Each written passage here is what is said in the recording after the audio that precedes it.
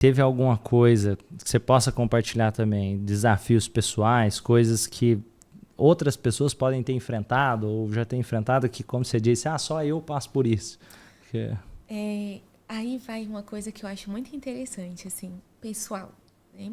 As pessoas pensam, por exemplo, que psicólogo, tem muita essa ideia de psicólogo é coisa pra louco, né? Tem esse estigma ainda acima disso. E muitas vezes... E também a ideia de que todo psicólogo deve ser perfeito e que não tem problema. Isso que eu ia falar agora. Meu relacionamento é perfeito, eu não tenho problemas na minha vida, né?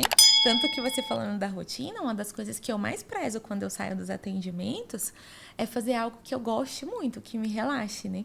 Então, hoje, uma coisa que eu encontrei é quando eu saio dos atendimentos, eu e Juliana, a gente fica assistindo vídeo no Instagram, uma forma de distrair, de entretenimento. Hoje assistir série e tudo, mas até inspiração para poder produzir conteúdo e tudo isso, né? Mas de uma forma mais leve, assim. Mas um desafio muito grande para mim foi quando eu passei por uma depressão muito forte mesmo. E aí, o que foi interessante, Romane, que eu vejo assim, e por que a psicologia me ajudou? Nessa época, eu fazia terapia com a psicóloga online. Né? Eu sempre fiz terapia desde que eu me formei online. Eu nunca fiz presencial. E continuo fazendo até hoje online. Mas nesse momento, eu fazia terapia presencial e a psicóloga não conseguiu identificar que eu estava depressiva. Porque as pessoas têm ideia de uma depressão daquela que você não levanta da cama. Sabe? Aquela depressão assim, lá do fundo do poço mesmo. Né? E aí, eu estava ali no momento com a depressão mista. Eu estava irritada, eu estava impaciente. Então, era uma depressão que era muito difícil de ser diagnosticada, inclusive quando você não trabalha numa abordagem específica. E aí eu estava sendo muito prejudicada como profissional naquele momento, porque eu estava realmente com o meu raciocínio prejudicado, com a minha memória, com o meu foco, com a minha produtividade. Às vezes causa uma estafa, contribui para um burnout. Demais dá conta, né? E aí, por não conseguir perceber isso, porque eu realmente estava com o cérebro doente naquele momento, não tem ali uma parte, por exemplo, de compreensão, e o paciente também ele não sabe disso, ele não sabe se eu estou doente, o que está acontecendo, e às vezes ele pode nunca nem ter percebido isso. E quando você também está com seu cérebro doente, você não sabe direito nem como é que foi que você fez, talvez com o passar do tempo, como é que foi aquilo ali. Você só vai perceber depois que passou um tempo. Nossa, naquele momento lá, eu estava assim. Mas você se acostuma a viver de uma certa maneira. Né? Eu falo isso muito para as pessoas quando elas chegam no consultório também. Às vezes a gente se acostuma a ser doente há tantos anos que eu nem sei que eu sou doente. Eu só vou descobrir quando eu fiquei bem, quando eu procurei um tratamento, que eu vi que isso não era normal viver assim. Então, para mim, esse foi um desafio muito grande. E aí, nesse momento, o que aconteceu? Eu mesma fiz o meu diagnóstico. E aí eu percebi, eu falei, não tá normal. Tem alguma coisa aí, porque nesse momento o que foi? Eu comecei a ter pensamentos de morte durante os meus atendimentos. E aí eu vi que assim, não, agora, porque aí eu comecei o quê? Antes eu só tinha, por exemplo, dificuldade realmente para levantar da cama, mas era aquela coisa de como se fosse uma preguiça, mas como se eu estivesse cansada, aquela coisa, né? Eu fui me afastando de contato com as pessoas, então era uma coisa que eu já morava sozinha, então pensava assim, não, é porque eu já tô acostumando a ficar sozinha. De uma certa maneira, eu trabalho sozinha, entra uma pessoa e sai outra, mas você acaba não criando vínculos, né, dentro do consultório. Então, ainda mais porque ali eu tava no consultório sozinha.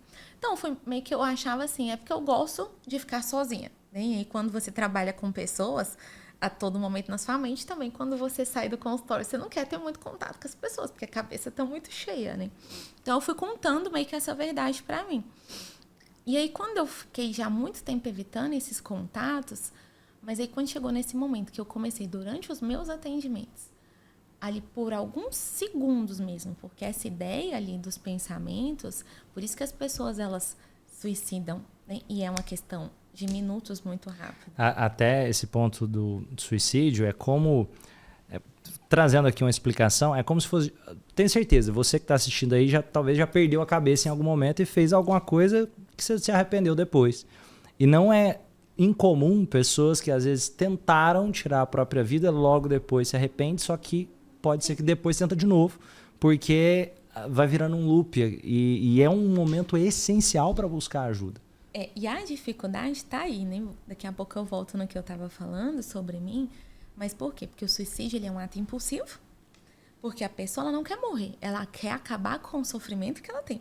E aí, como é algo tão intenso e profundo, a única saída que ela vê é o quê? Morrer. Ou é sumir. Tanto que as pessoas têm essas duas frases. Eu quero morrer ou eu vou sumir daqui. Elas sempre falam isso para as outras. E aí, quando elas realmente conseguem, né? Que elas têm a tentativa de autoextermínio concluída, aí as pessoas que ficaram falavam assim, elas sempre falavam que queria sumir, que falava que queria morrer, mas a gente nunca acreditava, porque as pessoas têm tanto o hábito de falar isso, que às vezes a gente não leva isso a sério. Mas porque as pessoas estão doentes e a gente não percebe. Quer dizer que todo mundo está doente? Não. Hoje, estatisticamente, a gente sabe que 5% da população mundial tem transtorno. Mas ainda assim é muita gente. Aqui, você falando, só o transtorno de depressão, cerca de mais de 15% das pessoas vão ter durante a vida. Não necessariamente simultaneamente, mas em algum momento da vida é um número muito alto. Se parar para pensar que, vamos falar da população brasileira, vai aí quase 20 milhões de pessoas com diagnóstico de depressão em algum momento da vida vão passar por uma depressão. E aí, voltando na minha situação, né? Então, aí nesse momento, o dia que eu realmente tive esse primeiro pensamento de morte, quando eu estava atendendo um paciente, aí eu falei, opa, não, isso não é normal. E foi essa questão.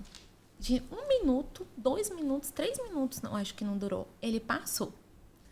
E aí, ao passar, e aí depois, logo no outro dia, eu estava me sentindo melhor. E aí, quando você tem essas oscilações, e aí é quando a gente entende muito o nosso paciente, né? E o porquê que ele não procura ajuda. Porque é assim, eu tô muito mal emocionalmente, e aí eu tenho essa ideia, esse pensamento, eu não consigo, eu quero morrer. Aí eu vou lá e tento marcar uma consulta com um psicólogo ou com um psiquiatra. Naturalmente, você não vai encontrar vaga para aquele dia. Aí eu agendo para a semana que vem, daqui 2 semanas. Só que quando eu tô nesse processo realmente de doença, eu vou oscilar, eu estou oscilando. E aí no outro dia, daqui 2, 3 dias, eu melhoro. Esse é o curso da doença. Então a pessoa pensa, eu só tava num dia ruim. Né?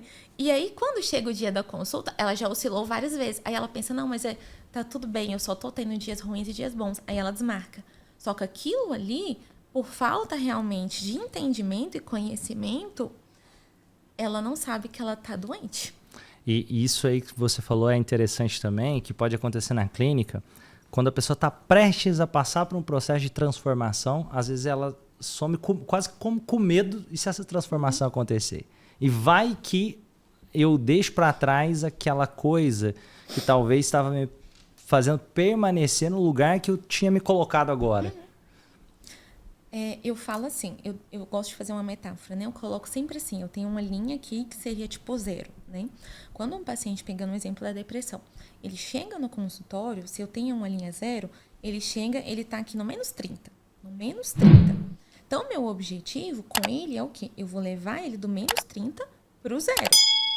Então, como ele estava vivendo no menos 30 pro 0, ele acha que ele melhorou e ele evoluiu pra caramba.